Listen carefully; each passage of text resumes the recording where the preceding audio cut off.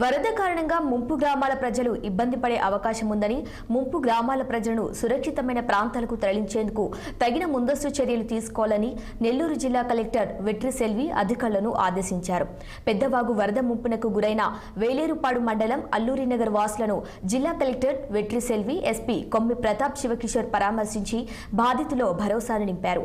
పెద్దవాగుపై ప్రాంతంలో వరద నీటిని విడుదల చేసే సమయంలో లోతట్టు ప్రాంతాలు మునిగిపోయే ప్రమాదం ఉన్నందున నీరు విడుదల చేసే సమయానికి కనీసం 12 గంటల ముందుగా తెలియజేసినట్లయితే ప్రమాదాన్ని నివారించడంతో పాటు ప్రజలను సురక్షిత ప్రాంతాలకు తరలించేందుకు వీలుంటుందని, ఇక నుండి ఈ దిశగా చర్యలు తీసుకోవాలని తెలంగాణ ఇరిగేషన్ అధికారులకు కలెక్టర్ సూచించారు.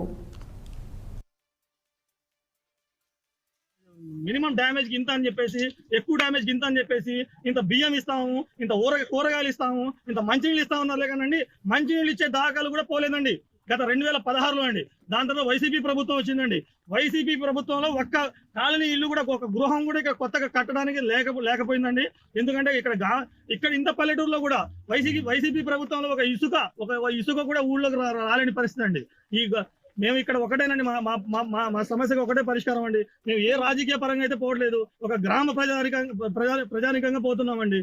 ఎవరైతే ఇప్పుడు వస్తున్న అధికారులు, ఏదైతే రెవెన్యూ డిపార్ట్మెంట్ కానీ, కలెక్టర్ డిపార్ట్మెంట్ కానీ, ఐఏఎస్లు, ఐపీఎస్లు, ఎమ్మెల్యేలు, ఎంపీలు, central government including central government కూడా దీని బాధ్యులేనండి.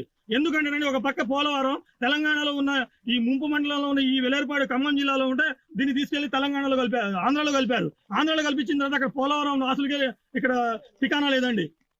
ఈ భారీ వర్షాలకి ఏదైతే పెదవాజు ప్రాజెక్టు కట్టదెగిపోయి ఈరోజు వేలేరుపాడు మండలానికి సంబంధించి అల్లూరు నగరం, అలాగే ఆధారం ఇలాంటి గ్రామాలు 10-15 గ్రామాల్లో పూర్తిగా ఇల్లు ధ్వంసం అయిపోయి ఇక్కడ ఉన్నటువంటి ఏదైతే నిర్వాసితులకి అసలు ఎటువంటి సామాన్లు కానీ, బట్టలు కానీ ఏమీ లేని పరిస్థితులు ఈరోజు రోడ్డు మీద పడే పరిస్థితి ఏర్పడ్డారు. తప్పకుండా వారందరికీ కూడా ప్రభుత్వం న్యాయం చేస్తుంది. అలాగే ఈరోజు తక్షణమే వారికి ఏదైతే ఆహారం కావాలో ఆహారాన్ని, అలాగే వారు ఉండడానికి ఒక చిన్న షెల్టర్ని, అలాగే ఇక్కడ ఉన్నటువంటి పరిస్థితులకు అనుగుణంగా వారు సురక్షిత ప్రాంతాలు తరలించే విధంగా